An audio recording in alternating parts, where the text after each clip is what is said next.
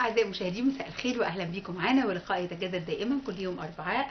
وصحتك بالدنيا، صحتك بالدنيا زي ما احنا متعودين بنحاول فيه ان احنا نجيب على استفسارات عدد كبير من مشاهدينا في مختلف المجالات. النهارده زي ما احنا متعودين دايما بنقسم حلقتنا إلى جزئين. الجزء الثاني من حلقتنا هنتكلم فيه عن بعض أمراض القلب والشرايين، وهيكون ضيفنا على الهواء دكتور وليد عباس، أستاذ جراحة القلب والصدر بمعهد القلب. أما الجزء الأول من حلقتنا فهنتكلم فيه عن بعض الممارسات الغريبة لأطفالنا.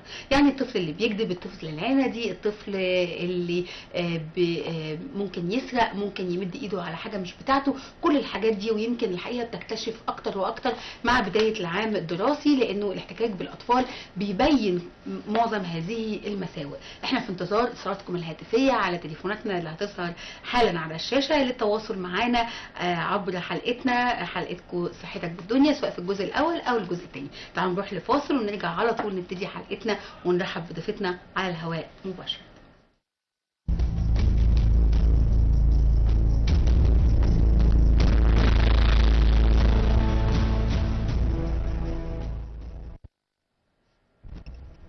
زي ما قلت في البداية، من يومين بالظبط ويوم الاثنين اللي فات ابتدى العام الدراسي الجديد لكل فئات المجتمع المصري. يمكن كان ابتدى من فترة عند المدارس الانترناشونال، لكن ابتدينا دلوقتي المدارس الحكومية والمدارس الخاصة والمدارس العادية وكمان الجامعات. مع الاختلاط الشديد بتبتدي تظهر بعض النماذج المعيبة في مجتمعنا.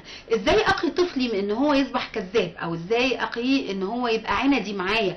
وكتير جدا مننا بنقول على طول اصل ابني عندي فانا عشان كده بعمل له كل اللي هو عايزه. طب نعمل ايه في الحالة دي؟ طب لا قدر الله لو جات لي شكوى من مدرسة انه في حاجات بتنقص في الفصل اللي ابني او بنتي فيه، واكتشفت ان ابني بيسرق الحاجة بتاعت زمايله، هنا اتصرف ازاي؟ وايه السبب في كل ده؟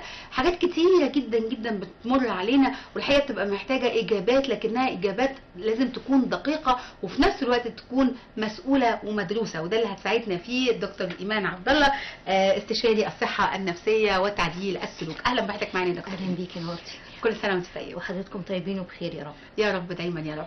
قولي لي بقى صفات كتيره جدا في الاطفال بنكتشفها على مدار السنين، لكن للأسف ساعات بنتجاهلها. يعني نبقى عارفين ان ابني ممكن ياخد حاجة من حد من صاحبه من وراه، ونقول لا اصل هو اداها له، او انه اقول له انت جبت كام النهارده في المدرسه مثلا في الامتحان، يقول انا جبت النمره النهائيه، والاقيه مغير النمره هو بايده، او ماضي امضه الاب او الام. دي بنشوفها كتير قوي في المدارس. حاجات كتيرة قوي بتعمل مشاكل وبتكون اساسها مشكلة نفسية او مشكلة في البيت، وهي بتنطبع على الطفل. ناخدهم واحدة واحدة، ايه رأي حضرتك؟ يا ريت والله. طيب نبتدي بحاجة عامة كده عن سلوكيات الاطفال. اوكي، ايه رأيك؟ بسم الله الرحمن الرحيم، والصلاه والسلام على رسول الله، وكل عام وانتم بخير، ويا رب يكون عام دراسي كده موفق ان شاء الله في الناحيه العلميه والاخلاقيه يا رب. مش عايزه الناس تنسى كلمه التربيه والتعليم. تمام. لان التربيه سبقت التعليم. سبقت التعليم فعلا. يعني ما ينفعش كمان ناخد منظومه المدرسه على اساس مواد اكاديميه دون ان ننسى الخلق اللي المفروض الطالب يتمسك بيها. يعني فرحتي لما ابني يبقى الاول، لكن اخلاقياته وسلوكياته غلط، ما يلزمش فعلا، لانه مش هيقدر يستمر في الحياه. تمام. فطبعا احنا اللي هنقوله النهارده برضو هنبدا نمس سلوكيات بيتغافل عنها الاباء في الاسره، وبتمتد معاهم للمدارس. والمدرسه هنا مؤشر خطر، لان ابنائنا كلهم بيروحوا المدرسه. تمام. اذا ممكن تجيلك بسلوك انت مش عارفه جابته ازاي. تمام. وازاي اتعلمته بالسهوله. هو الحاجات دي ممكن تبقى معديه، يعني ممكن تنتقل من طفل الى اخر. لان في تقليد، في جزء منها. يعني السرقه تقليد، الكذب تقليد، عدم الامانه تقليد. احنا مش بنتولد بنعرف نكذب، ولا هي جينات، لا هي بالمحاكاه وبالتقليد الاب والام وتقليد الاصدقاء لو في اصدقاء سوء، او هي شافت موقف وبتقلده دون ان حد يبرر لها. يعني يمكن حضرتك ذكرتي حاجه قبل التسجيل ان في فتيات بتسرق في الفصل، في الكلاس بتاعها. طب هي بتسرق ليه؟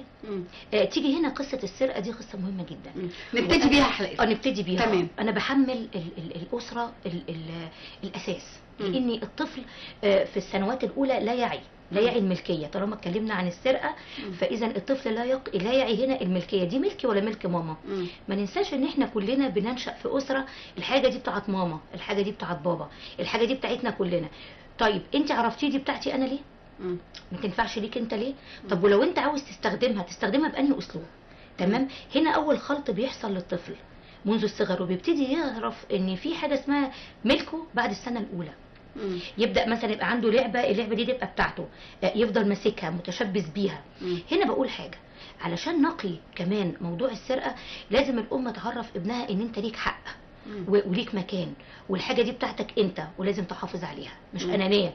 ولكن طالما انا اديته الحق في انه يحافظ على ممتلكاته وخصوصياته، اذا هو هيقدر يراعي خصوصيات ازاي نفصل ما بينها وما بين الانانيه وما بين كمان الاهمال؟ لانه على الجانب الاخر لو انا انا مش عايزاه يبقى اناني او مش عايزاه تبقى انانيه، فلا اشارك صحابك فخليهم يلعبوا معاك حتى وان كان بيكسرها الولد. ما هو ده برضو مش منطقي. طب نعمل ايه في الحالة؟ طب هو دلوقتي بيلعب تمام، واخوه جه قال انا عايز العب باللعبه دي. ايه تصرف الام؟ هتقول له ادي لعبه لاخوك انت الكبير، وده غلط. تمام. لا، قولي له دي حاجته، دي حاجه اخوك الاكبر منك، تشاركوا مع بعض. عايز تديها له اديها له، لازم تديله حريه الاختيار. تمام. وبدل ما نكرهه في ان هو كبير، لان في طفل يقول لك يا ريتني ما انا كنت الكبير. تمام. فلا، انت اديله حته الاختيار ان هو يختار هل بمزاجه هيدي اخوه اللعبه ولا لا. وبعدين تقولي له ولو هو شبط، قولي له انت لو انت شبطت مش من حقك ان انت تلعب بيها. لازم نعرفه الحقوق والواجبات. طيب لما بنروح المدرسه الادوات المدرسيه بتبقى فيها مشاركه، خصوصا في المراحل الاولى من التعليم. يعني في الحضانه وفي الكي جي وكده محدش بيبقى عنده ادوات خاصه بيه، بتبقى الادوات موجوده في الكلاس وبتبقى الكل بيتعامل معاها. ايوه. ومن هنا مفيش خصوصيه. لما بنيجي نتنقل بقى لمرحله التعليم الاساسي اللي هي اولى ابتدائي وثانيه ابتدائي، بقى فيها خصوصيه، دي حاجتي. طب ازاي افهمه انه خلاص دلوقتي بقت دي حاجتك ودي حاجه غيرك؟ لو خدت منه قلم يبقى انت كده سرقته. وامتى اقول انه سرقه وامتى اقول لا ده هو خده بالغلط او هو مش قصده؟ لكن هنجاوب عليه بعد الاتصال. تمام. الو. الو. ايوه يا فندم، السلام عليكم. وعليكم السلام ورحمه الله وبركاته. ممكن كان دكتوره؟ اتفضل دكتور مع حضرتك. اتفضل انا معاك. ايوه يا فندم. اهلا وسهلا، اتفضل. ايوه دكتوره، السلام عليكم. عليكم السلام ورحمه الله وبركاته. ازيك يا دكتوره؟ كل طيب. اهلا وسهلا وحضرتك طيب. اهلا. انا عندي بنت حوالي على 11 سنه كده، ودايما تاخد يعني كتب اخواتها لما مصاص اي قرش كده تاخده وتسامح اخوها. في المدرسه ولا في البيت ولا؟ نعم. بتاخد الادوات دي من المدرسه؟ لا، من المدرسه. لا، هي في البيت بس. يعني كان في البيت بس. تاخد من ايد ستها، وهي تاخد من ايد اختها، تاخد من ايد اخوها، تاخد من ايد اخوها، وعندها اخوات مثلث اعداديه تاخد فلوس وكلام من دول، وتدي في اخوها احمد وكلام ده. يعني عامله ايه؟ ايديت طولة شويه في البيت يعني. هي نمره كام في الاخوات؟ هي تعتبر اغلى عن اول. اصغر واحده. فرق بينها وبين الاكبر منها فرق كبير؟ حوالي 4 سنين بينها وبين الاكبر منها. ايه؟ ولكن زي ما كنا متدلعه وامها مدلعاها شويه فايه؟ فدايما يعني تمام. امها ليها يعني. طيب شكرا لحضرتك ودكتور هتجاوب عليك حالا. شكرا ليك. طبعا هي 11 سنه هي كبرت، يعني المفروض من بعد 7 سنين دي حاجتك ودي حاجه غيرك. طبعا لسه كنا بنقول قبل ما الاستاذ يسال ان في حاجات في البيت احنا كلنا مشتركين فيها. هي ممكن يكون اختلط عليها الامر، دي حاجه اخواتي مش مشكله ان انا اتعامل بيها. في هنا حاجه الاباء بيغلطوا فيها، ان هم دايما عشان اقتصادياتنا وعشان يسهلوا المشاكل اللي بتحصل في البيت، الاقلام دي بتاعتنا كلنا. اللي عايز قلم هياخد من حاجه اخوه، ما يجراش حاجه. اللعب دي لينا كلنا، مخصص وما عملش جزء للملكيه. ده بجانب ان هي زي ما بيقول اخر العنقود، فبالتالي ان هي مدلعة. متدلعه. فايه يعني اما اخد الحاجه دي؟ لا، احنا ما نقولهاش انت بتاخدي حاجه، وبلاش التهجم. يعني دايما علاج السرقه او علاج الاخذ الممتلكات الغير لازم تبقى باسلوب هادي وبطريقه اندايركت. انا ما حبسش ان انت تقولها لها مره واحده طالما اتاخر في التربيه. يعني المفروض كانت تتوجه قبل كده. هو دلوقتي جاي بيتكلم على 11 سنه. او لا يعني طب افرض اخوكي كان عايز الحاجه دي وما لقاهاش، يفتكر ان هي ضاعت، وبعدين هي حاجته، فلازم تساليه احنا مش جبنا لك حاجه تبقى بتاعتك. لازم نفهمها باسلوب راقي. او لو انت حاجتك اتاخدت منك غصب عنك اكيد هتبقي متضايقه. اكيد تحطي نفسك في مكان اخواتك. وكمان بيختلط دايما على اللي هم اتاخروا كمان في التربيه. الحاجه دي هل تبقى سرقه ولا ما تبقاش سرقه؟ في ناس متخيله ان السرقه نقود بس، وفي ناس على النقيض. يعني انا جاتني واحده في استشاره، الحقيني يا دكتوره بنتي عندها 2 سنين وبتسرق. قلت لها بتسرق ازاي 2 سنين؟ يعني ازاي تسرق؟ قالت لي فتحت الشنطه بتاعتي واخدت نقود. قلت لها طب اسالي نفسك سؤال بسيط، لو بنتك فتحت الشنطه واخدت منديل هيبقى رد فعلك انها سرقت؟ لا، لان احنا معروف ان ممكن الزوج يكون بيفتح شنطه زوجته وياخد حاجه فكه للماركت او حاجه، الابن الكبير او هي، فهو بيمارس نفس اللي بيشوفه، ولكن لا يطلق عليه سارق. تمام. طب ازاي نعلم ولادنا من وهم صغيرين الفرق بين ان انا استعير حاجه او ان انا اخدها حتى وان كنت مش بقصد يعني السرقه، وبين السرقه يعني وبين ان انا واخد حاجه بدون حق وواخدها وانا متداري يعني وانا خايف ان حد يشوفني ان انا والله اتاكد الاول ان انا حطيت القواعد التربيه السليمه الامانه، ان احنا ما ناخدش حاجه مش بتاعتنا. ولكم في رسول الله اسوه حسنه، ان احنا نقول الرسول صلى الله عليه وسلم قبل الاسلام سمي بالصادق الامين. اذا الامانه في القول والفعل، ان دي حاجتك لازم اعلمه من هو صغير زي ما قلت قبل كده، ليه خصوصيات في غرفته، فبالتالي يبقى ليه خصوصياته في مدرسته، يبقى حاطط ادواته ويحافظ. انت لما تدي لابنك المسؤوليه تقول الادوات دي تحافظ عليها وترجع بيها، اتعلم من الحاجه دي بتاعته وحافظ عليها. يكبر شويه تديله مصروف علشان يبتدي يبص لزمايله. هنتكلم في الجزئيه دي، بس ناخد اتصال تليفوني ونرجع نكمل. الو. الو، السلام عليكم. وعليكم السلام ورحمه الله وبركاته. ازيك يا دكتوره؟ اهلا وسهلا. اهلا بيك. لو سمحتي، انا عندي اخويا كان مريض بقى 17 سنه في مستشفى العباسيه، في مستشفى الخانق قصدي، ووديته العباسيه كم مره كده والمعموره. فهو دلوقتي العلاج بتاعه بيهرب مننا وما بيرضاش ياخده، فانا بحاول احطه له في الاكل، بطحنه واحطه في الاكل، بطل ياكل عندي. واخده بال حضرتك؟ ومش عارف اعمل ايه. هو بيتعالج من الادمان ولا بيتعالج من ايه؟ لا مش ادمان، هو عنده انفصام في الشخصيه. بيشتغل الدكاتره قالوا لنا عنده انفصام في الشخصيه. طيب وهو لو هو مش قاعد عندك هو بيقعد فين؟ هو بيقعد في الشارع، ولما اخذه بيشحت من الناس، ما بيرضاش ياكل في البيت. عشان اكتشف ان انت بتحط له الدواء في الاكل. بحط له الدواء في الاكل، ولما عرف ان انا بحط له الدواء بطل ياكل عندي. فبيشحت من الناس في الشوارع، والناس عارفينه وبيعترفوا عليه وبيدوا اكل وكده. طب لكن انت لما بتدخله المستشفى هو بيهرب بالمستشفى يعني؟ لا مش بيهرب، يا ريت بيهرب يا دكتوره، ده هو في المستشفى كل ما اوديه بعد اسبوعين يبعتوه تاني. حتى حصلت مشكله في المستشفى والدكتور قال لي طب بكره هيكون عندك وهبعته لك لو ما جيتش تاخده. ايه المشاكل؟ بيعمل مشاكل ايه المشاكل؟ عامل مشاكل، ده عامل 5 قواضي، معور ناس في الشارع عندنا، ومعور مدير مستشفى الاباري في دماغه. وعندي صور المحاضر كلها بكده. ومعور واحد صاحب سوبر ماركت هنا في المنطقه في الاباري. وانا بعاني جامد منه، ده هو حتى مشهور في المستشفى اسمه شكري احمد ابو الوفا. تمام. طيب شكرا لحضرتك، ودكتور ايمان هترد عليك حالا. شكرا ليك وربنا يشفيه لك يا رب. يا رب. طبعا هو حالته يعني متاخره جدا، هو واعي ان هو رافض الدواء، العلاج ليه مشكله. يمكن اعتراف المريض بان هو محتاج دواء ده 50% في علاجه. فهو هنا صعب، هو لازم يبقى تحت السيطره اكتر. المستشفى مش هيقدر، لازم حد يقنعه وياخده عياده الاول، يعني يبقى تحت سيطره الدكتور، ثم بعد كده الدكتور ده نفسه اللي يتابعه في المستشفى. يعني كده هو بيضرب الممرضين وما بياخدش دواء. مدير المستشفى. هو الدواء بيهدي جدا الحاله دي، بيهديها جدا بنسبه كبيره قوي، لكن هو ما بياخدش علاج وحالته محتاجه علاج. ما هو لما بيضرب له الاكل الدواء في الاكل اكتشف ممكن برضه نغير طريقه الادويه، بس هو محتاج تفريغ نفسي اكتر في الاول.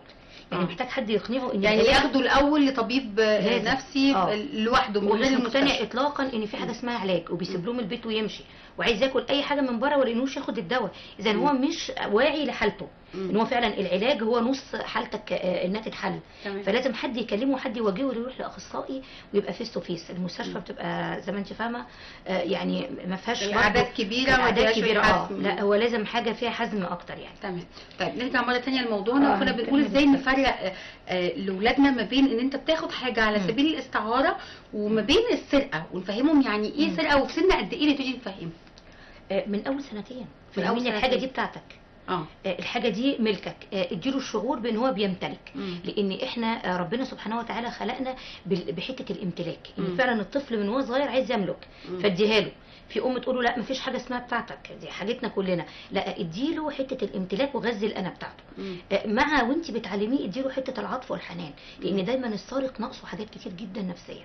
ناقصه الشعور بالامن، الشعور بالراحه النفسيه مع الام والاب، مفتقد لامه لو الام عامله وفترات كتير بره، مفتقد لعطفها. الاب برضو بيبقى مشغول، فهو محتاج لعطف حد منهم. تبدا تتقلب. تمام. احيانا كتير قوي بيكون الاطفال دول بيسرقوا الحاجات اللي هم محرومين منها. طبعا. يعني مثلا اقلام باشكال معينه الام او الاب ما عندهمش قدره مثلا ماليه ان هم يشتروها له، اكل الاب او الام مانعينه ان هم ياكلوا لسبب او لاخر، او هو ما بيشوفوش عنده شوكولاته من الكانتين او حاجه عايز نفسه يدوقها، نفسه ياكلها ومعهوش فلوس. نبرر ده ازاي ونعمل ايه؟ ما هو الامهات ساعات بيقول لك ايه، انا خايفه ادلعه واديله كل حاجه يطلع متدلع، وخايف احرمه وقررت عليه شويه، او اقول له يعني لا ده مثلا مره في الاسبوع او مرتين في الاسبوع او كده، يلف من ورايا وياخدها غصب عني بطريقه مش صحيحه. فنعمل ايه؟ هنقول حاجه كلنا نمشي عليها بسيطه جدا. تمام. ان الاحتياج، حط نفسك دايما مكان الطفل او ارجع بذاكرتك. انت ليك احتياج، انت كطفل ليك مراحل نمو، وكل مرحله ليها احتياجها. لو انت عارفه ان عمر ما ابنك ده الشوكولاته، مش معقوله تبقي عاجزه عن انك مره تجيبي له شوكولاته، وانت عارفه انه هيروح مجتمع، في مدرسه، في مصروف. لا ما هو ده بس هم ما يقدروش يجيبوها له كل يوم. لا ما هو مش كل يوم، حتى لو انا غنيه، انا لو في مقدرتي ماشي. هو طفل بقى نفسه ياكلها، شايف صحابه في المدرسه بياكلوا كل يوم شوكولاته مثلا، او بياكلوا او بيروحوا يشتروا من الكانتين، هو معهوش فلوس يروح يشتري من الكانتين، فبياخد اي حاجه من وراهم لمجرد انه يبقى زيه زي الولاد. زيه زي الولاد. نقول ايه؟ الام تقول ايه في حاله زي كده؟ وده اللي بينقصنا في التعليم. اقول ايه في بعض المواقف؟ يمكن انا ان شاء الله هخلص الكتاب ده نقول ايه في المواقف الاتيه. فاذا انا ابني دخل عليا بحاجه، او عرفت من المدرسه ان هو سرق حاجه زي ما حضرتك بتقولي، اقول له ان كان هو ربنا سبحانه وتعالى اداله الامكانيات الماديه ان هو يشتري الحاجه دي كل يوم، فانت اداك حاجه تانية خالص هي مش عنده. وربنا مش بيدي للانسان كل الحاجات اللي عندنا اللي عند التاني. يعني ان كان انت عندك ماديه، انت عندك اشطر، انت عندك ذكاء، انت عندك اب وام بيقعدوا معاك اكتر، هو الاب والام بتاعهم مش قاعدين معاه اكتر، انت عندك اب وهو ما عندوش. لازم تديله الفروق دي وتفهميه من هو صغير ان مش كل حاجه بناخدها وكل حاجه بنقدر بالفلوس بس. يعني انا في طفل مره مامته اشتكت، قالت لقى كوره في الحديقه فجابها، رغم ان هو ممكن يلاقي فلوس ما يجيبهاش. فهي قلت لها ده مش سرقه، ده احتياج، وبيحب الكوره جدا، فلما بيلاقي حاجه زي ما حضرتك بتقولي ناقصاه بياخدها. فايه المانع ان انا كل فتره افهمه ان احنا حوشنا مصروف ونجيب حاجه يكون هو بيحبها. لما يكون غلطان اسحب منه الحاجه دي واديها له. احيانا كتير قوي في ظل النماذج اللي احنا بنشوفها للاسف للفاست فود والاكل السريع وغيره، فبنلاقي بعض الامهات وبعض الاباء عاملين نظام اكل معين للاطفال. لما بيروحوا المدرسه ويلاقوا اصحابهم، او يروحوا النادي، او يروحوا اي مركز شباب ويلاقوا اصحابهم بياكلوا حاجات تانية، بيحاولوا ان هم ياخدوها منهم علشان ياكلوها، عشان يكسروا هذا النظام. نعمل ايه في الحاله دي؟ هنجاوب بس ناخد اتصال الاول. الو. الو. ايوه يا فندم، ازاي؟ اهلا وسهلا بحضرتك، اتفضلي سؤالك يا فندم. بقول لحضرتك يا دكتور، عندي ولد عنده 10 سنين، عنده سمات توحد وتاخر عقلي بسيط.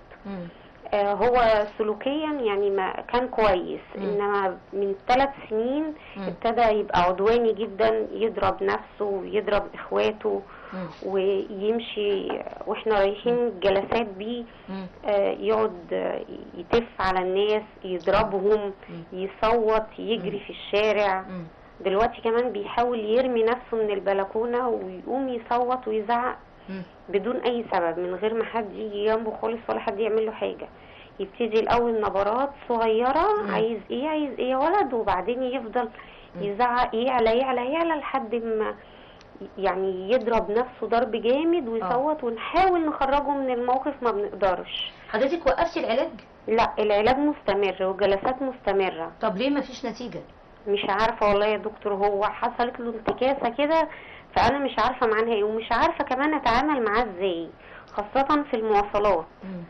يعني احنا واحنا بنركب المترو علشان نروح بيه الجلسات بيبقى يوم صعب جدا علينا وعلى اللي موجودين، خاصة ان هم طبعا بتديله جلسات في مكان خاص؟ لا، في حكومة، في مركز ذوي الاحتياجات الخاصة في جامعة عين شمس. لسه كنت اقولك عليه، ده كويس. فطبعا المترو بيبقى يعني حاجة صعبة، عشان هم شكلهم شبه الطبيعيين، فأقل كلمة بناخدها يعني ان هو مش متربي، مش ربي ابنك امسكيه، يعني بنقابل مواقف صعبة جدا. فانا اسيطر عليه ازاي في المترو؟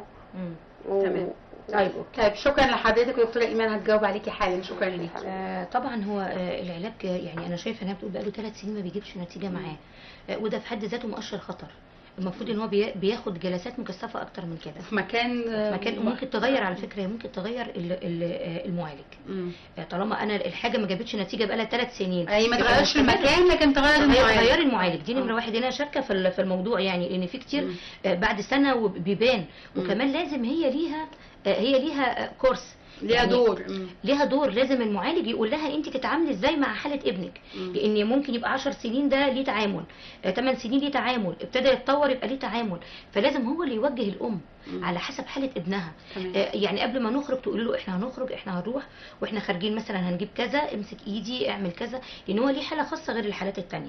ولازم زي ما بقول لها تغير المعالج، والمعالج لما تغيره تقول له انا اتعامل معاها ازاي حسب التقرير اللي هو بيكتبه لابنها. تمام. طب هي بتسال تعمل ايه في المترو؟ بيعمل لها مشاكل كتيره قوي في المترو. طبعا هو طبعا بيبقى هايبر قوي، واللي عنده توحد ما بيبقاش يعني زي الطفل الطبيعي ان انت تاخدي وتدي معاه ويتفهمك.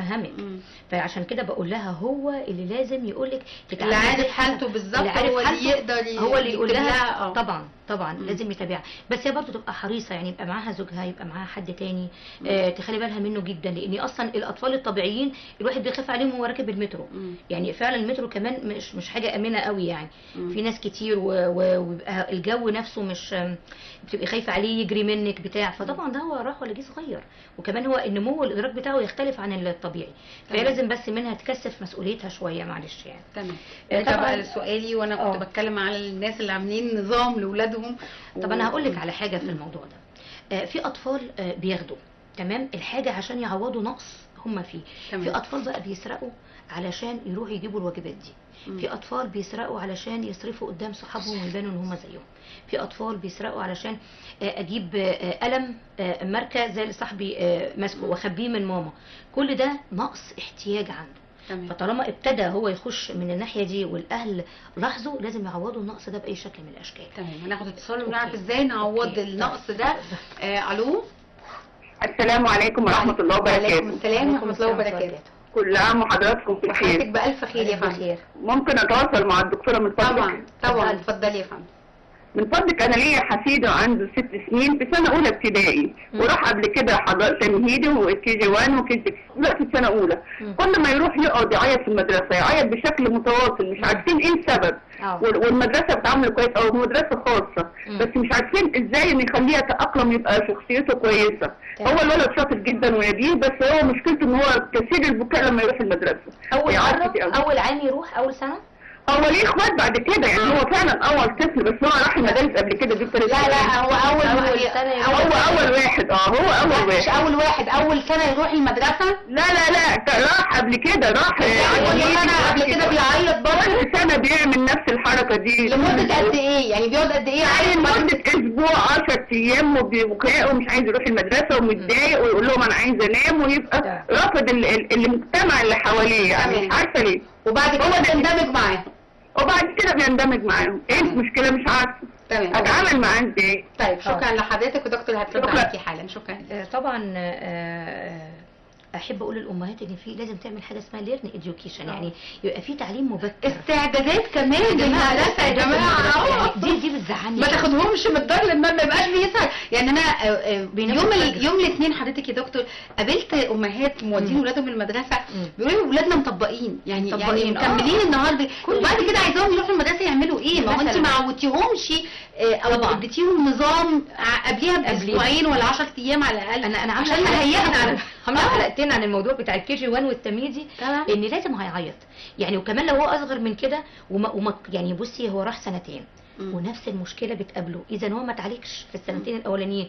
لازم الام تاخده وتصطحبه لمكان المدرسه الاول مره بشكل حلو، وتكون جايبه له حاجه حلوه في نفس المكان، وتقول له المكان ده لا تتعلم فيه وتمارس فيه الانشطه، تخليه يختار الوانه، الالوانات والحاجات والاطباق والكوبايات اللي هو يستخدمها هناك، ازاي المدرسي يختار، ويقول له بصي قيسه بتاع ده، حاجات لازم عشان يحب الجو ده. وقعد 3 اشهر في البيت، وبعدين مره واحده صدري دخل الكي جي 1 او وكمان انا بقول دايما ان هو الفطام الثاني للطفل هو التمهيدي. لان هو سن الالتصاق لازق بالام. مره واحده راح الكي جي 1 قاعد 6 ساعات مع ناس ما يعرفهاش. لا انا يهمني، لا هو راح كي جي وراح ما هو برضه ما اتعلمش ودي اولى ابتدائي. يعني ما هو لو دخل برضه قبلها باسبوع وقبلها باسبوعين الام ابتدت تجيب صور قصص مصوره للسن ده مش مكتوب فيها حاجه، تقول له بصي المدرسه بنتعلم فيها كذا وكذا، وتاخده يعني توري له شويه صور وتوري له شويه واقع. ده في امهات بياخدوا اولادهم ويروحوا المدرسه قبلها باسبوع. ما انا بقول لسه انا بقول يوروهم المدرسه ولو في مراجيح ولا حاجه تقول له بص اطلع جرب اعمل. هيشتاق لحاجه زي كده، هيفتكروا حاجه شبيهه بالنادي، حاجه فيها مهارات وكمان فيها. لكن احنا ما بنبقاش فاتحين لهم طول الليل والنهار بيتفرجوا على التلفزيون وبيلعبوا جيمز وبيخرجوا وبيعملوا، فجاه ناخدهم نضطر ان هم هيتحبسوا في الكلاس ده بالست 7 ساعات. طبيعي ان هو يبقى بيعيط. هي مشكله الكي جي 1 وكل المراحل المدرسيه اللي انت بتعمليه في الاجازه ما بتعمليهوش في المدارس. فاذا انت بتولدي عنده كبت. لكن لو قسمنا الوقت كويس واديتي له احتياجاته من المهارات والانشطه. يعني الدراسه مش معناها حرمانه من كل ما يحب، لكن تقنين الوقت او اداره الوقت زي ما بيتفوقوا. يعني لما بيمارس نشاط، وانا دايما باكد على حته النشاط المدرسي جدا جدا، لانها فيها تنميه للمهارات والابتكارات، ودي بتبقى لازمه مع التعليم الاكاديمي. تمام. والتمهيدي مفيش حاجه اسمها ورقه وقلم. يعني هي بتقول شاطر جدا، ما يهمنيش الشطاره في السن ده خالص، انا يهمني المهارات، لان المهارات هي اللي تخليه بعد كده يعرف يقعد يذاكر. تمام مظبوط. بس كده. طب هناخد اتصال تليفوني تاني. الو. وعليكم السلام ورحمه الله وبركاته. لو سمحتي ممكن اكلم الدكتور؟ اتفضلي دكتور ايمان مع حضرتك. اتفضلي. السلام عليكم. عليكم السلام ورحمه الله وبركاته. لو سمحتي انا عندي ولد ودلوقتي عنده 8 سنين وراح سنه اولى ابتدائي. بحيث ان هو كان في مدرسه ثانيه وخلص كي جي 1 و 2. ايوه. بس يعتبر اكنه ما دخلش مدرسه خالص. بيعيط بقى وزعلان وكده.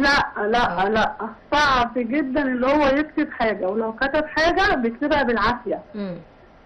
وغير كده هو عدواني جدا مع اخواته. انا عايز اسالك سؤال بس، انت بتقولي عنده 8 سنين صح؟ 8 سنين واولى ابتدائي لسه؟ لا، ما عشان هو في المدرسه الثانيه بياخدوا لازم يخش دخل سنه كبير. كبير شويه. ما كانش بيكتب الفتره اللي قبلها. ما كانش بيكتب الفتره اللي قبلها. لا دخلته حضانات. كان بيكتب يعني كان بيكتب بس برضه بصعوبه. تمام. يعني لو كتب في الحضانه ما يجي في البيت هنا بقى بالعافيه ان انا اخليه يكتب. يعني مشكلتك في عدم الكتابه وان هو عدواني شويه. سلوكه وحش جدا، خصوصا كمان الفتره الاخرانيه دي بيضرب اخواته في البيت. وكمان انا رايحه اوديه المدرسه بيتعصب في الشارع على اخواته وبيضربهم. ولو حبيت ان انا مثلا امشيه كويس اعدي في الشارع كده هون يرمي لي الشنطه في الشارع ويضرب اخواته بالرجل. اصغرهم ويزعق جامد في الشارع وفي البيت بيزعق، وممكن يطلع بره الشقه ويفضل يخبط على الباب ويفضل يعني يركب لي الدنيا. هو رقم كام في الاولاد؟ رقم كام في الاولاد؟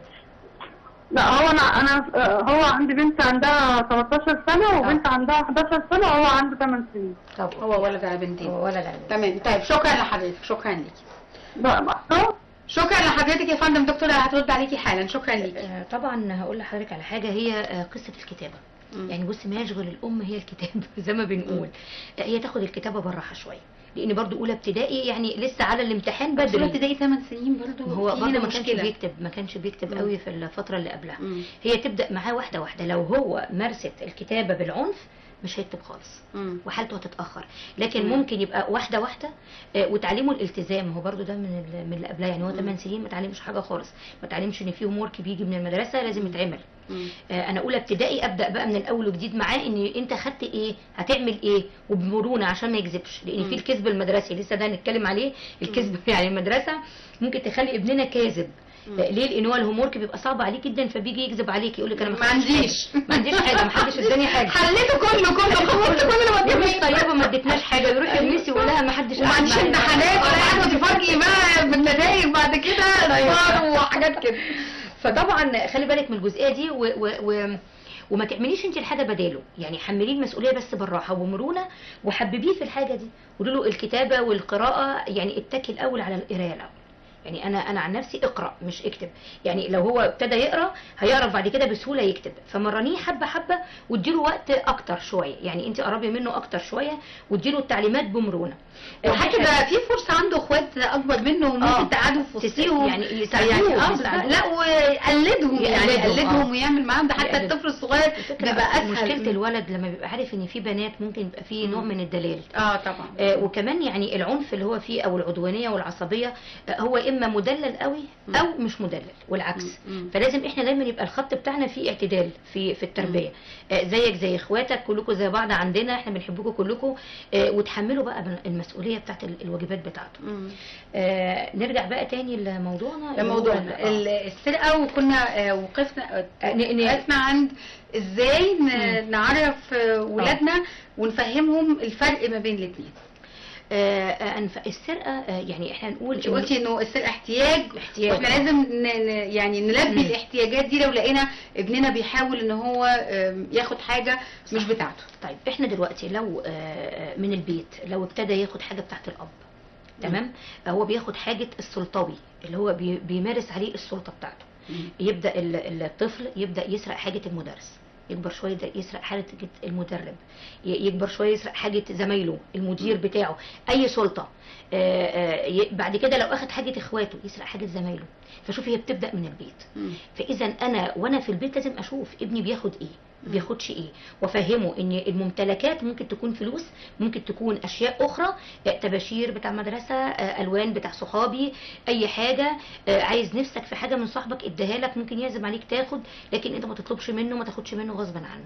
لازم نفهمه الاخلاقيات. في قاعده عريضه جدا في التربيه منذ الصغر، من سنتين نحاكي الطفل في الحاجه دي، نحكي لي ان هو بيبتدي بعد 6 سنين او 7 سنين المفروض انه خلاص اتعلم كل اللي انت عايزه تعرفيه له. قوي في ابننا الوازع الديني من صغره. ان الامانه دي حاجه جميله، والامين ده بيبقى الناس بتحبه وما ينفعش ياخد حاجه حد وما بيبقاش عدواني، لان دايما السرقه والكذب العلماء قالوا ان السارق دايما بيبقى كاذب. مفيش واحد عشان يداري بس، عشان هي منظومه، والكاذب نسيره يبقى سارق، يعني عارفه ما هي يعني. وتلاقي دايما الشخص اللي بيتصف بالسرقه بقى محدش تابعه من الصغر بقى ليه مواصفات خاصه بيه، كاريزما، خفيف اليد، عارفه زي البهلوان، يقولك اخدمك برموش عينيا، عارفه في مواصفات فعلا. مسلي جدا، عنده خفه الظل، عنده ان هو يعرض خدماته. ولذلك احنا بنبص لها عندهم مهاره يدويه وجسمانيه يعني. ودايما السارق بيبقى ذكي جدا، دايما السارق يعرف ازاي ياخد الحاجه بسهوله من طفولته بيبقى عنده السرقه. دايما بتلاقيه ان هو عنده حته اللباقه. ما هو يا دكتور طيب حضرتك بتقولي كل احتياج مهم قوي ان احنا نلبيه علشان ما يبقاش ابننا سارق. طب ما هو اذا كان الاحتياج ده بيضر بيه، يعني اذا كان مثلا طفل محروم من الحاجات السكريات عشان عنده مريض سكر، تمام، طب ما هو ده احتياج، هو الطفل شايف انه لا انا من حقي اني اكل، فالام حرماه فيروح يسرق من وراها حاجات من زمايله وياكلها، بيضر نفسه. لكن هو مش فاهم ده او مش واعي ده، وما اقدرش في نفس الوقت البي له احتياجه، لانه ده تلبيه احتياجه فيها خطر على حياته. التلبيه في الاحتياجات كلها دي مرفوضه، تمام، ولكن الاعتدال كويس. حاجه تانية ان في حاجات لازم نفهمه، لازم نفهمه طبعا. لازم نفهمه، نقول له لو انت ما سمعتش الكلام او خدت من ورايا، ما احنا مش العين اللي هتراقبه 24 ساعه. وده اسلوب من وسائل التربيه، ان انا مش هفضل اقول له انا عيني عليك. طب وانت في المدرسه عينك عليه، وانت في النادي عينك عليه، يبقى انت بتربي علشان حياه فيما بعد. احنا دايما اقول الطفل اللي بيسمع كلام امه طاعه والاب طاعه عمياء، انت ما بتخليش عنده الحكمه ولا المرونه في المواقف، ولا عنده شخصيه، ولا عنده ثقه في نفسه. لكن انت تفهميه وتسيبيه، اديله مساحه، حتى لو اخطا خليكي مرنه. هي مهمه قوي ان احنا في المرحله دي نوريه النماذج السيئه، يعني نقول له انه بص فلان ده مثلا شقي قوي وبيعمل كذا فعشان كده الناس ما بتحبوش او مش عارفه ايه، ولا لا بالعكس، لا ما نلفتش نظره لهذه النماذج، عشان ممكن تكون زي ما انت بتقولي دمه خفيف وحركي وبالتالي يقول لك لا ده دمه ده حد كويس اقلده. هو لو في موقف ممكن تحكي، تمام، بس الاول ناخد دايما بنحكي المواقف القدوه الايجابيه، تمام، ولو عمل هو غلط نحكي بطريقه غير مباشره القدوه السلبيه.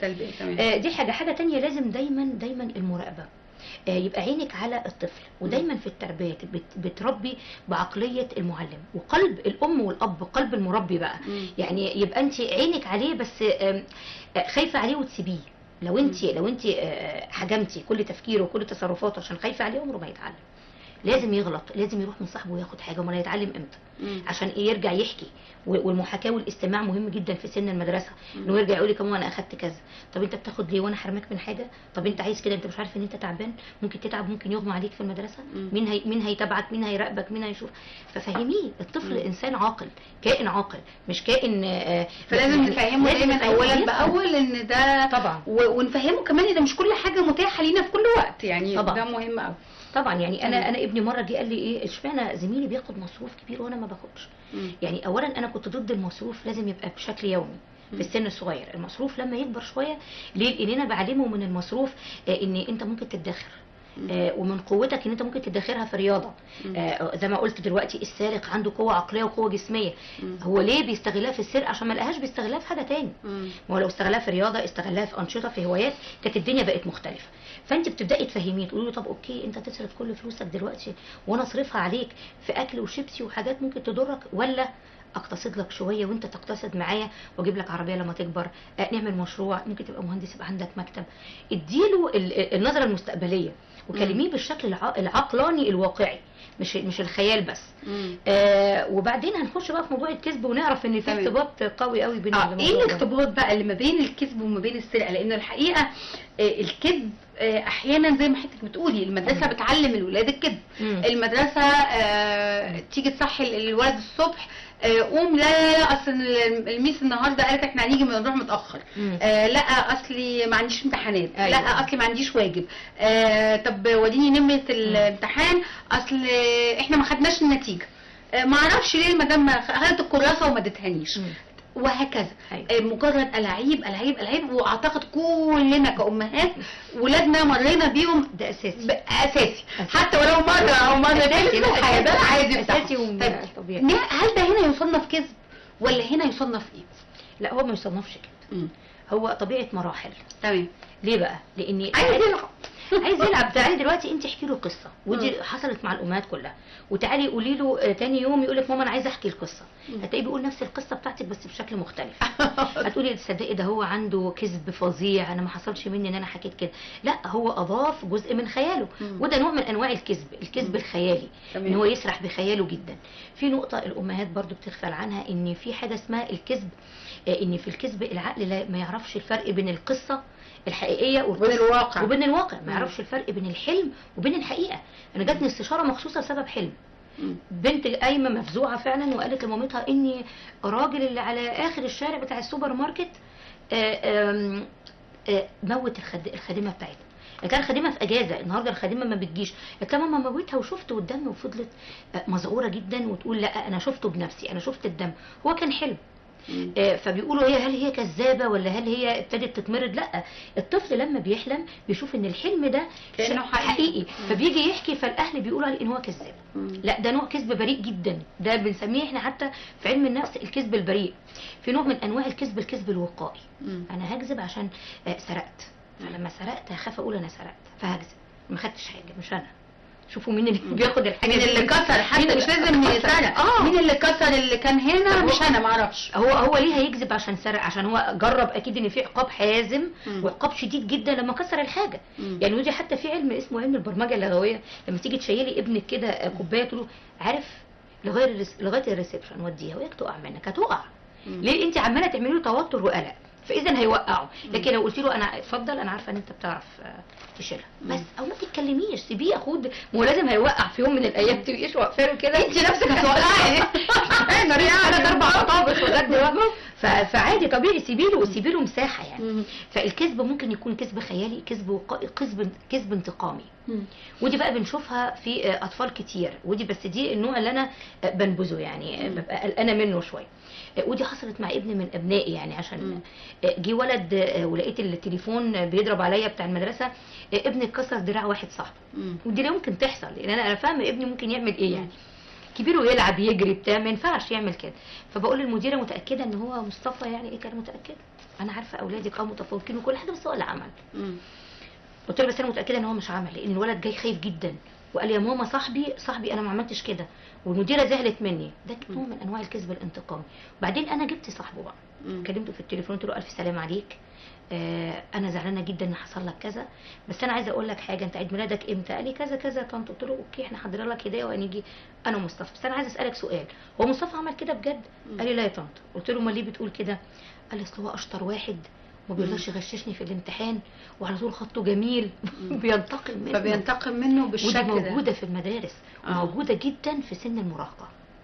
البنت لما تلاقي نفسها ما فيش حد بيعاكسها تقول لك ايه، على فكره كلمني وعاكسني وخطبني وانا رفضت، ده اتهجم عليا. تخيلوا ان انا بقيت يعني فيها نوع من الانجذاب. فدي موجوده جدا في طفل المدرسه وفي سن المراهقه، اللي هو الكذب الانتقامي. طب نعمل ايه عشان نعلم ولادنا ان هم ما يكذبوش في حال انه للاسف الشديد الاباء والامهات طول النهار يكذبوا؟ انا اسفه بس طول النهار بيكذبوا. التليفون يرن، قولوا انا مش موجود، قولوا انا مش موجود وهو قاعد قدام الابن. هو اللي بيقوله يكذب. يعني احنا بنقول لاولادنا كده اكذبوا. خدي كلمي فلان بس ما تديهونيش عشان انا مش موجوده. خد اعمل كذا. يعني احنا اللي بنعلم ولادنا الكذب، وبعدين لما يكذبوا احنا بنزعل. فنعمل ايه؟ وحضرتك جاوبتي، هو البيت. يعني انا بقول ان البيت اللي بيمارس الصدق قلبا وقالبا وفعلا وقولا استحاله ما هو يطلع. لا بالشكل المجتمع بالشكل ساعات بتبقى فيه شويه تجاوزات صغيره، يعني زي ما بيقولوا الكذب الابيض، يعني اللي هو حاجه صغيره كده تعدي. تجاوزات مش يبقى مرضي. تجاوزات مش يبقى مرضي. مش 24 ساعه الام قاعده بتكذب والاب قاعد بيكذب، وعلى الكبيره والصغيره بيكذب. ما هو لو سيبنا الكذب بيتحول لنوع من انواع المرض، وممكن يبقى نوع من انواع بنسميها احنا بلغتنا بقى الانسان ده ماعر. يعني ايه ماعر؟ يعني بيقول ما ليس فيه. تمام. يعني انا يعني وده نوع ساعات كتير قوي يا دكتور الام تفضل يعني مثلا تعمل حاجه وتقول ما تقولوش لبابا، او بابا يعمل حاجه وما تقولوش لماما، او ما تقولوش لجدتك او وده بيحصل في البيوت المصريه كلها. ده بيعلمهم ايه وبيخليهم شخصيه عامله ازاي بعد كده؟ بس هنجاوب بعد الاتصال. الو. الاتصال قطع تقريبا، معلش انا اسفه، كنا بنسال بس السؤال ما جاوبناش. طب سؤالك حاولوا تتصلوا بيه مره. اولا هيعملوا زي اللي شافوه. تمام. هيتعلموا عدم الثقه بنفسهم.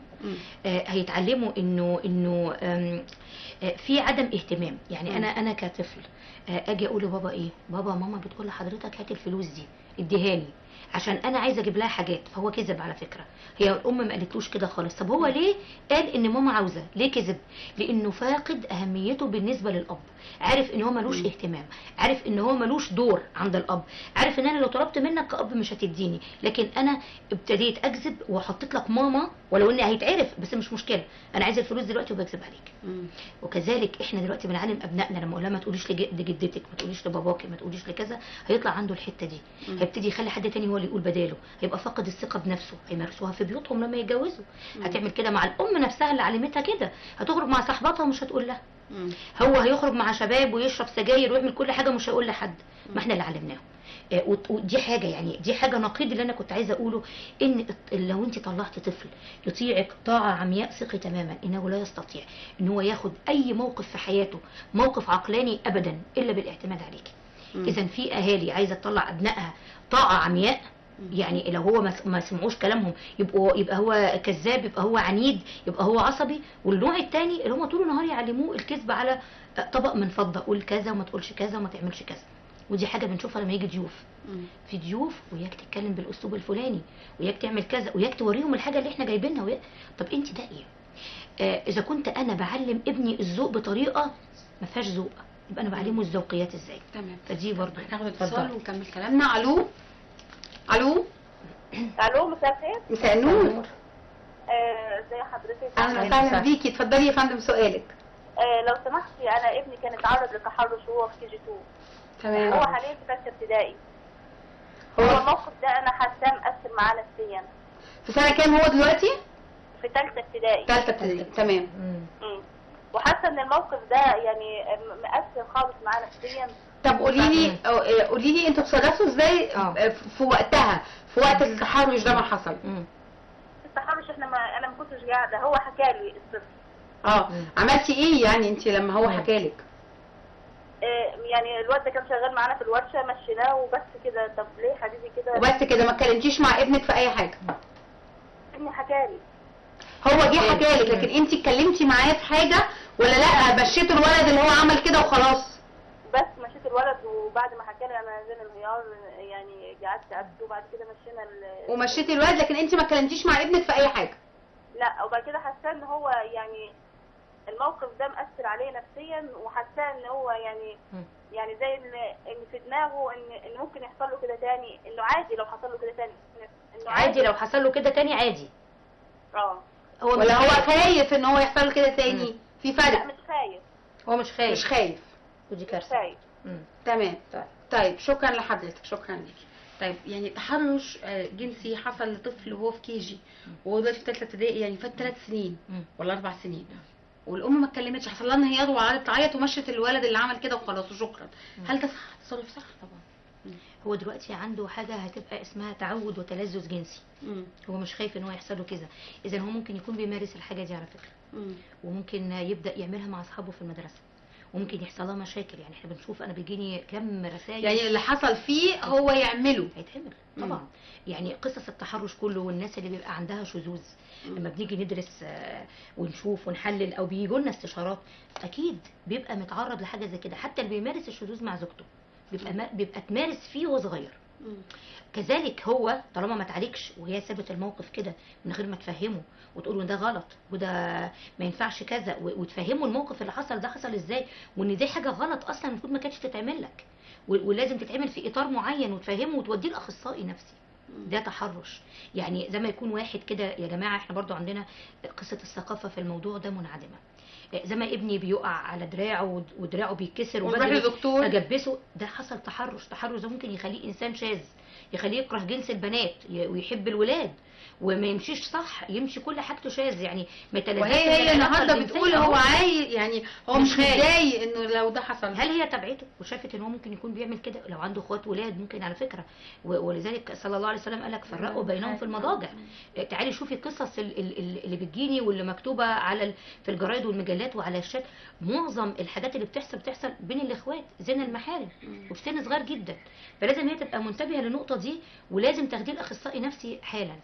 يعني لازم توديه لاخصائي نفسي، لان هي طالما هي مش قادره على ان هي تتكلم معاه وعايزه علاج، او عايزه علاج، لازم يتعالج. هو بقى مش خايف من حاجه زي كده. طيب نرجع تاني لموضوعنا، و كنا بنتكلم على الكذب، وقلنا انه في انواع واصناف، وانه مهم قوي ان احنا نعلم ولادنا ان احنا القيم والمبادئ علشان هم يصبحوا عليها بعد كده.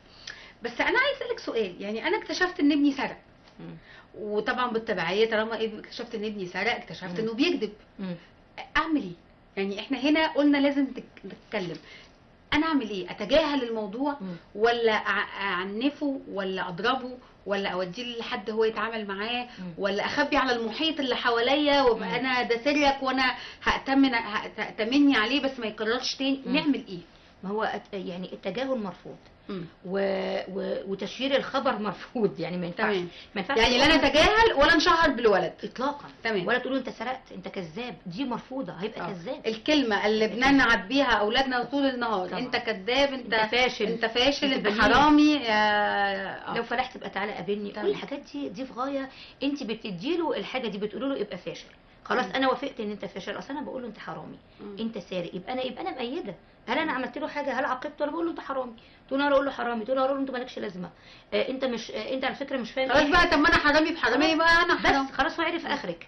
والكذب دايما والسرقه والعناد، هي مش السرقه، الكذب والعناد دايما والعصبيه هو اختبار لولي الامر. يعني دي بتبقى بيعرف. يعني تعالي انت شوفي كده الطفل لما بيقول لا وهو عنده 2 سنين، لا يعني سواء موافق او مش موافق بيقول لا، فالام تقول لك ايه ده عندي. يعني دي برضه هنتكلم فيها في العند. لا لازم تفهم هي طالعه ليه. حضرتك سؤالك اعرفي السبب، ولا تتجاهلي ولا تشيري الموضوع للناس، لكن اعرفي السبب. اذا عرف السبب بطل العجب. انت اخدت الحاجه دي ليه؟ طب نعاقبهم ازاي؟ مفيش عقاب الا بعد ما يتعلم. اللي بعد ما اكون متاكده جدا، وانا دايما اشدد على موضوع العقاب. لا، اولا العقاب انا برفض الضرب وبرفض التوبيخ. يعني التوبيخ ده جرح نفسي، والانسان لما بيجرح نفسيا خلاص بيبقى فيه عمق. عارفه مهما تضغطي على حاجه انت عملت لها فحره وعمق، ما بتوجعنيش، ما بتألمنيش. فاذا انت هنا ما قومتنيش وما قومتيش الموضوع بتاعي. ولكن اول ما اعرف السبب ان انا سرقت عشان كذا او ما كنتش اعرف، مش يمكن هو ما يعرفش ان ده غلط او صح، اعرف السبب وعالج السبب ثم بعد كده عاقبي. والعقاب بالمنع، العقاب هو بمنع المكافآت، بمنع الاشياء اللي بيحبها، واول ما يعمل الحاجه الصح. لكن مش بالضرب والسرقه والحبس لا لا الحبس. بصي اقول لك حاجه، ان الكذب والسرقه ما بتتعالجش بين يوم وليله.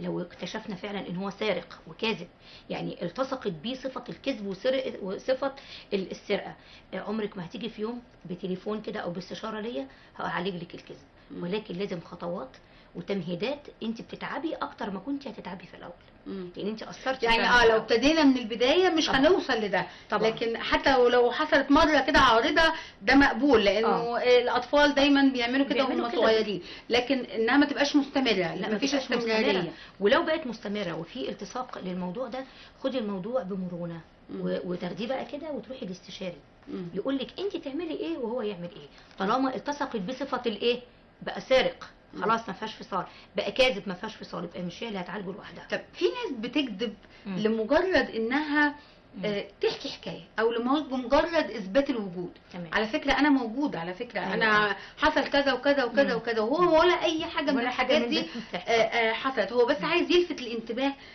ليه. وممكن يكون كذب لمداراة شيء هو خايف من العقاب عليه، زي ما قلنا على نمرة الامتحان مثلا او غيره. وممكن يكون كذب عشان ما يزعلش الام، لو الام لو هو حاسس قوي انه لا اصل انا ماما هتزعل فانا مش عايز ازعلها.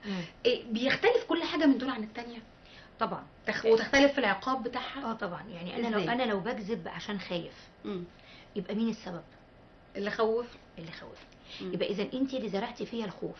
في امهات تقول اسكت خالص ما اسمعش منك ولا كلمه، وبيبقى جاي يحكي لها على موقف وعايز حد ياخد بايده وعايز حد يفهمه، او عايز يحكي لمجرد ان هو بيحكي لحد كبير ذو ثقه. انت صاحب السلطه وانت صاحب الامان والامن ليا، فانا بعمله عمليه انهيار، مش عايزه ولا كلمه، وكلامي يتسمع، كلامي يتسمع وبس. فاذا بيفضل خايف. وفي يمكن مع حضرتك عملت لقاءات في ناس كبيره بتكلمني تقول لك انا لغايه دلوقتي بخاف من بابايا، متجوز ومخلف وبخاف من والدي، رغم ان انا بحاول ما ابقاش كده مع اولادي. بيفضل متسقه فيه العمر كله. فاذا احنا ما نعلمهمش الخوف. واكتر نوع من انواع الكذب منتشر ما بيننا كلنا كبار وصغيرين هو الكذب بسبب الخوف. فاذا ده يبقى لازم علاجه ان احنا نقرب، نعوض، ندي امان. طب ما هو هيجي يقول لك ما هو انا اصلا لو قلت بابا كده كده هيضربني. طب جرب المره دي. لازم نديله فرصه. جرب المره دي. وطبعا ما اقولوش انا مش هعمل لك حاجه وارجع اعمل له. ونفرض ان هو اعترف لك بكارثه عملها، هتضربه برضو او هتحرمه من الحاجه دي؟ لا، انت خدت عهد. وما ينفعش تقول له انا مش هعمل لك حاجه كذا وتعملي النقيض، لا ما ينفعش. باجي اكذب علشان زي ما حضرتك بتقولي مجرد الكذب ده نقص في الشخصيه، عدم ثقه. اتقل من وانت صغير انت ولا حاجه، مالكش شأن في اي حاجه. وهو عارف ان هو فعلا تكوينه الذاتي الايجو بتاعته مفيش. تكويناته الذاتيه والشخصيه ان انا اديله فرصه ان هو يغلط، اديله فرصه ان هو يجرب، اديله فرصه ان هو يبقى. انا بشوف ناس بتشغل ولادها وهي في الجامعه شغلاه، يعني تعرفهم الدنيا فيها ايه. يجي دلوقتي ما عندوش اي حاجه، فيقعد وسط الناس يقول لك انا كذا. ما انا لو معروف شغلتي ومعروفه انا مين مش هحتاج. انا كذا وكذا وعيلتي كذا وبابايا كذا وبروح كذا. ده كله لو انت معاك حد متعلم قاعد هيعرف ان انت فاضي خالص، نفسيا مخوخ. يعني الكفر بتاعك من جوه كفر شكل ومن جوه شكل فاضي خالص. ما عندوش فعلا الانا ما اتغذتش، احتياجات نفسيه عميقه فعلا كانت ناقصاه منذ الصغر. فبالتالي هو عايز يلفت النظر، يلفت انظار الناس. ممكن يلفتها بسرقه عشان يلبس كويس، ممكن يلفتها بكذبه. عارفين انا بتفسح كل سنه بكام، عارفين انا بعمل ايه، وحد سالك اصلا؟ محدش سالك، ولكن هو تعويض عن نقص عنده. وده برضو نوع من انواع الكذب لتعويض احتياجات. فاذا عرف السبب برضو بطل العجب. هل انت هتوقف او تعوض الاحتياجات دي في يوم من الايام؟ دي بتبقى في ناس كبيره هنعوضها ازاي؟ تمام. طب هل يعني ده كله حاجات مكتسبه ولا لا في شخصيه ممكن تطلع كده بطبيعتها ويكون لا مفيش؟ مكتسبه، كلها مكتسبه. كلها مكتسبه. يعني ما نجيش نقول اصل انا والله عملت كل اللي عليا وانا مش عارفه الواد ده طالع كده ليه. لا. لان احنا بنسمعها كتير من امهات. وهقول لك على حاجه، يعني مثلا زي الاستاذه اللي اتصلت 3 سنين وما تعالجش. طب 3 سنين هفضل مثلا اتابع نفس الدكتور ونفس الدنيا؟ ما في مليون الف دكتور. فانا مثلا بذاكر كل سنه بنفس الطريقه فبجيب مقبول. طيب طب ما اغير طب ما اغير طريقه مذاكرتي، اسال يعني السؤال حتى بيفيد. يعني اسالي، خش على مواقع، شوفي كذا. يبقى لازم التغيير يجي من جوايا انا مش من حولي. تمام. مهم قوي ان احنا نصاحب ولادنا علشان خاطر نتجنب الكذب والسرقه، لانه دول مشكله كبيره خصوصا في السن الصغير زي ما بنقول، وفي سن المدارس اللي بيعلمهم ده. لانه كمان الولاد تقول لها وايه يعني ما ناخدها ما فيهاش حاجه، ما احنا زي اختنا. ما هو يعني ساعات كتير قوي نسمع الكلمه دي. مش انتوا بتقولوا لنا ان احنا اخوات، ازاي اخوات وانتوا بتقولوا لي ما اخدش منها حاجه؟ او ايه يعني مشكله لما تعرف ان انا خدت منها حاجه؟ ايوه صح. فالكلام مهم قوي في المرحله الكلام دي. الكلام مهم. ويمكن بقول لحضرتك من كم الاستشارات انا فعلا بعمل كتاب نقول ايه. يعني احنا مشكلتنا ايه؟ التربيه عباره عن كلام. انت مش بتربي وهو الطفل صغير بحركات او بافعال، انت بتربي بالكلام وبالمحاكاه. ففي كلمه ممكن تعلم بيها طفلك ويبقى انسان راقي وانسان تفتخري بيه، وفي كلمه ممكن تجعلي ابنك في اسفل السافلين، زي الدبه اللي بنقول عليها ايه، فعلا موتت صاحبها او الدبه اللي موتت بنتها. انت عمال بتعامله بطريقه فاكر انها صح بالنسبه لك. في حاجه مهمه جدا ان الاباء واحنا يمكن كلنا عايزين ندي خبراتنا لاولادنا وينفذوها حالا وتتفاعل معاها زي المصل بتاع شلل الاطفال. بجد والله انا يعني بشوفها فعلا في الواقع. انا كبير وفاهم، انا بقول لك ايه، انا كبير. احنا يعني ساعات تحس ان انت كرهتي كلمه انا كبير. طب انت كبير، انا صغير، انا عايزه اتعلم، انا عايزه اعرف. عمري ما هتعلم وعايزه اخد التجربه. اخد التجربه. الانسان بيتعلم بالتجارب مش بالكلام فقط. تمام. يعني لو كان الكلام صح طب اطبقه ازاي بقى؟ انت علمتني ان دي نار وبتلسع، انا هعرف انها بتلسع ازاي؟ لو فضلت طول عمرك تقولي لي ما تمسكيش حاجه سخنه، لازم همسك حاجه سخنه. لازم هيقع على اي حاجه غصب عني. فاذا خبراتك على عيننا وعلى راسنا، مارسها ومارسيها في ان انت تعلميها لاولادك مش بالامر، بالتعلم، بان انت تديهم فرصه ومساحه ان هم يخرجوا، ان هم يشوفوا، ان هم يتعلموا. لازم تدي فرصه لابنك ان هو يتعلم باي شكل من الاشكال، سواء قصص او حياه او اختلاط. تمام. لو حد من ولادنا جه وقال ان احنا عندنا في المدرسه في شخص بيسرق مثلا، او في بنت بتكذب ودايما بتقول حاجات وهي الحاجات دي مش موجوده مثلا، احنا كترسنا كاولياء امور نعمل ايه؟ هل مهم قوي ان احنا نوجه المدرسه، ولا نتجاهل الموضوع نقول احنا ملناش دعوه، احنا في حالنا، ولا بلاش تقولي كده عيب، ما تقوليش الكلام ده تاني؟ نعمل ايه؟ والله هي انا شايفاها فرصه نعلم بنتنا انها لاحظت، ودي حلو. تمام. انها لاحظت سلوك غير سوي، دي حاجه جميله. فده معناه ان هي عارفه ان هو غلط اصلا. فكويس جدا انها جت حكت. حاجه تانية، شايليها بقى المسؤوليه. طالما انت عندك قوه الملاحظه، طب احنا نتصرف ازاي في حاجه زي كده؟ لازم نبلغ اداره المدرسه علشان يبقى في اخصائي نفسي واخصائي اجتماعي يمارسوا ويشوفوا حالتها، يعالجوها. ولا انت عايزه زميلتك تفضل مريضه، او عايزه زميلتك ما يبقاش عندها حد يوجهها؟ طالما هي وصلت للسلوك ده يبقى مامتها وباباها ما قالولهاش. يبقى اذا في متخصص في المدرسه يقول لها. احنا مش عايزين ناذيها، بس احنا عايزين نعلمها عشان. وفي الحاله دي ما هياش بتفتن. لانه ساعات كتير قوي الاولاد في السن ده يقول لك ايه، شفتوا فلانه راحت فتنت على صاحبتنا وقالت انها بتاخد الحاجه من ورانا او بتعمل كذا. لا في الحاله دي لا، ما فيش. لا، انت بتعلميها دور اجتماعي. انت بتعلميها دور ان هي بقى ليها دور انها لاحظت. طب انا لاحظت حاجه، هل هسكت ولا يبقى لي دور فعلا ان انا اعمل حاجه؟ انت كده هتقولي لها ان انت خدمتي صاحبتك، خدمتي زميلتك، ان انت فعلا هتعلميها حاجات تبقى راقيه زيك وتعرف الصح من الغلط. مفيش حد علمها في بيتها، يبقى المدرسه ليها دور، وده دور مهم جدا في المدرسه. وانا بناشد من منبرنا اللي بنتكلم فيه النهارده ان لازم المدرسه يبقى ليها دور في السلوكيات. تربوي مهم جدا، وتأيد ويبقى فيه يعني بره في اسبوعيا لقاء مع مدرس الفصل، مع ولي الامر. يعني عارفه الون كده بمفرده مع ولي امر. ومهم انه يتكلمنا بصراحه، ما يطبطبش علينا علشان خاطر المصاريف ولا. طب ناخد اتصال ونكمل. الو. ايوه لو سمحتي ممكن اكلم الدكتوره؟ اتفضلي دكتور ايمان مع حضرتك. اتفضلي. لو سمحتي دكتوره، انا عندي بنت عندها 3 سنين وشهرين. هي كان عندها سمات توحد وكده، يعني بتاخد لغايه دلوقتي جلسات تخاطب وتنميه مهارات. فالدكتوره قالت لي يعني لازم توديها حضانه وكده. فهي لما كانت بتنزل الحضانه كانت بتعمل حمام على نفسها على طول في الحضانه، ومش بتقدر تقول لحد اللي عايزه تعمل حمام. لما بيقولوا لها مثلا عايز تعملي حمام بتقول لهم لا، مع ان هي في البيت كانت يعني ملتزمه جدا وبتعمل حمام على نفسها. بس لما راحت الحضانه ما مش عايزه تلتزم، بتعمل تبول على نفسها يعني. بس هي عارفه ان ده غلط. هي عارفه ان ده غلط. لما بقول لها مثلا ليه عملتي على نفسك او كده بتزعل وتعيط، يعني بتقلب الموضوع لصالحها. علاقتها ايه بمدرستها؟ هي مش يعني هي رافضه اصلا موضوع الحضانه، ولما بتروح بتعمل موضوع التبول. طب هي استمرت ولا انت خلاص قعدتيها؟ انا كنت مقعدها فتره الاجازه دي، بس عايزه انزلها الحضانه دلوقتي.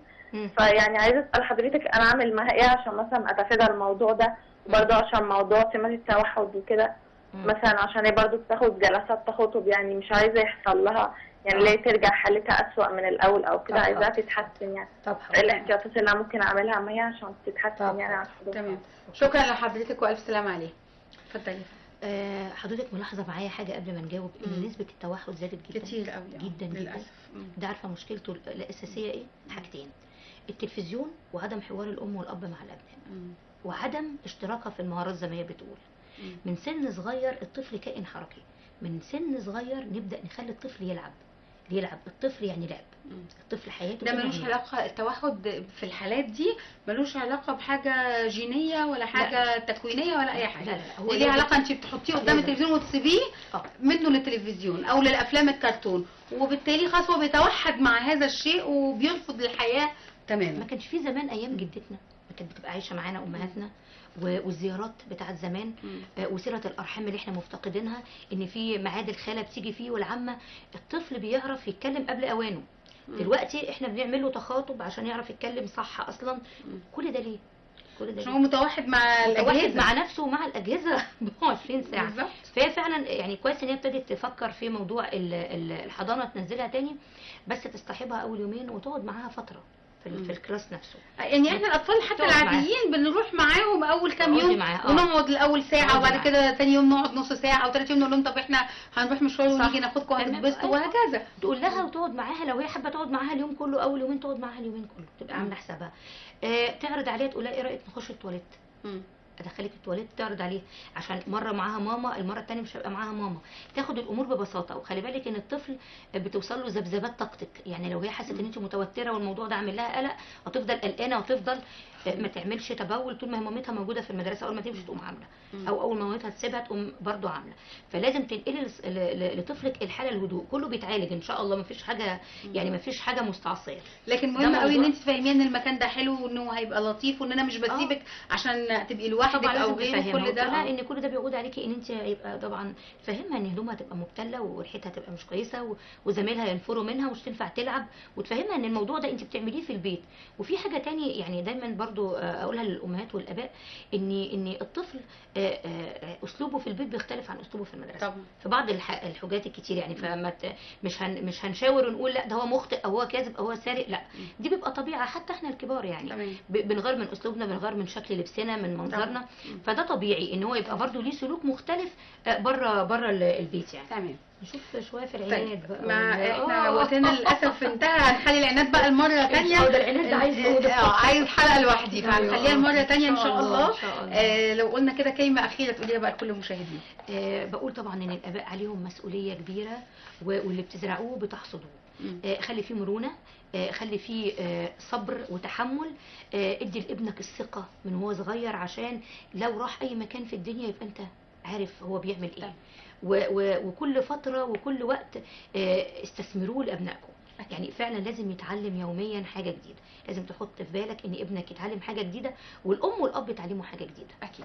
عموما انا بشكرك شكرا جزيلا، وقتنا ما اسعفناش ان احنا نتكلم في صفات اخرى، لكن ان شاء الله يبقى لنا لقاءات اخرى قادمه باذن الله. بشكرك شكرا جزيلا دكتور ايمان عبد الله، استشاري الصحه النفسيه وتعديل السلوك. شكرا جزيلا. عفوا يا ست الكل. اعزائي المشاهدين، دلوقتي هنروح لفاصل قصير ثم نعود بعده، وامراض القلب والشرايين التاجيه، وهيكون في ضيافتنا دكتور وليد عباس، استاذ جراحه القلب والصدر بمعهد القلب. انتظروا.